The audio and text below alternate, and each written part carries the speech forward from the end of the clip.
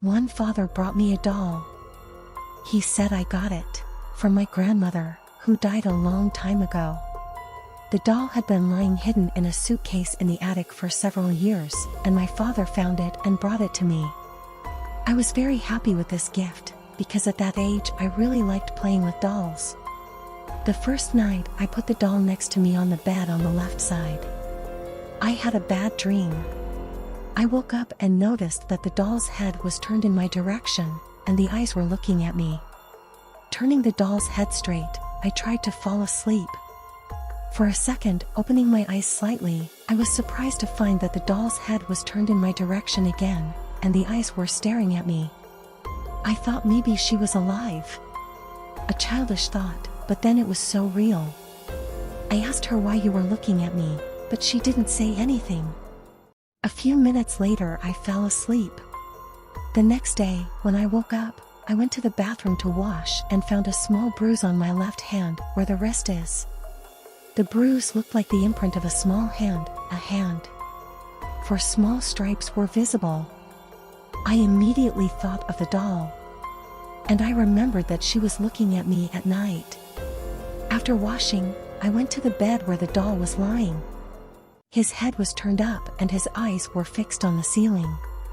Then my father came in and told me to get dressed quickly, because we had to go to the hospital to the dentist. Arriving from the doctor, I spent the whole day at home with a neighbor who was my best friend. In the evening before going to bed, I removed the doll from the bed and put it in the corner where there were 2 more dolls. I had a terrible dream again. There was that doll in the dream. I woke up again in the middle of the night.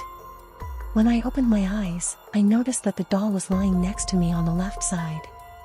Her head was turned, and her eyes were staring at me. I screamed violently from surprise. After a couple of seconds, my father came to my room and turned on the light. "What happened?" my father asked me. I replied that the doll that was lying in the corner turned out to be in my bed, and it scared me very much. My father smiled, came over and kissed me on the forehead. "Sleep tight, and I'll take the doll to the hall."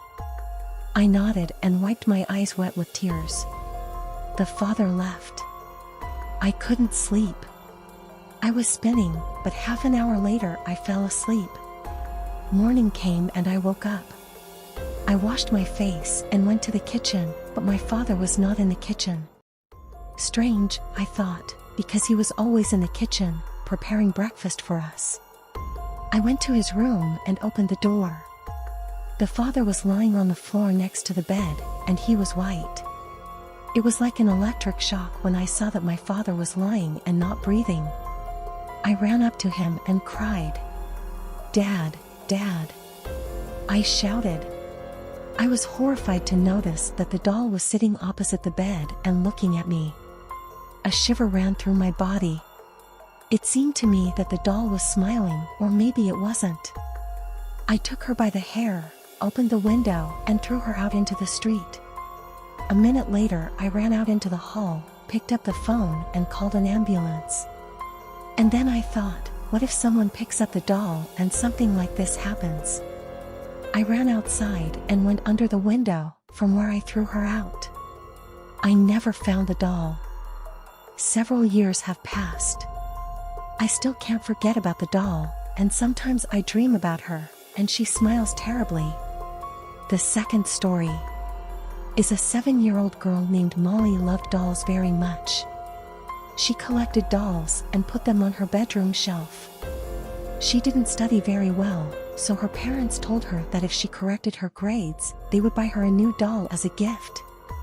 Molly tried very hard and soon good grades appeared in her diary. Her parents were pleased and decided that they had to fulfill their promise. The next morning, Molly's mother took her to the mall to pick out a gift for herself. When they passed by the mime of an old toy store, the girl grabbed her mother's hand and began asking her to look into this store. When they entered the store, the mother told her daughter that she could choose any toy she wanted, no matter how much it cost.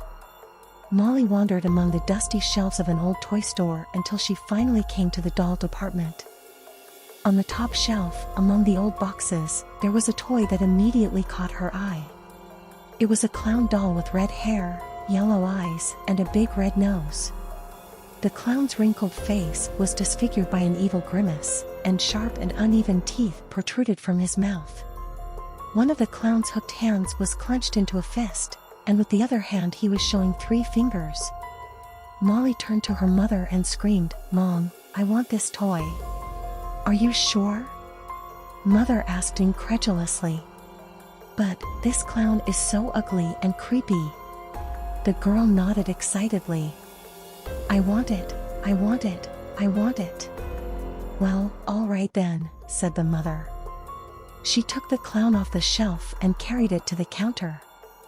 The shop owner looked at the doll and said, "I'm sorry, madam, but this clown is not for sale." "What? Why not?" the surprised woman exclaimed. The owner refused to answer. The mother looked down and saw tears welling up in her daughter's eyes. She began to bargain with the owner of the store and began to offer him more and more favorable price, but he still refused. In the end, she said, "I'll pay you $100, and handed him the money. The shopkeeper's eyes widened in surprise. He hesitated for a second, but then greedily grabbed the money and said, "Okay, you can take it." He packed up the clown and gave it to his mother. When the mother and Molly were about to leave the store, the owner shouted after them. "Just this," he said. "Never leave your daughter alone with this doll." Mother and daughter did not pay any attention to his words and left the store, satisfied with their purchase. When they got home, Molly immediately ran into the living room. The girl was overjoyed and spent the rest of the day playing with the clown while her mother watched TV. Playing with the clown, the girl became interested in why he was showing 3 fingers. That evening, when Molly went to bed, she put the doll on the shelf in her bedroom. Her mother kissed her and said good night. The next morning, my mother was cooking breakfast in the kitchen and started calling Molly to wake up. When the girl did not respond to her mother's screams for the 3rd time, her mother began to worry. She went to her daughter's bedroom to wake her up. When she entered the bedroom, she was horrified to find her daughter lying dead on the floor, in a pool of blood. Her throat was cut and her eyes were gouged out. A sharp knife was sticking out of her chest. Molly's mother couldn't believe her eyes. Then she saw that a toy clown was sitting next to her daughter's tortured body. Molly's mother started screaming in terror. The toy clown was showing 4 fingers.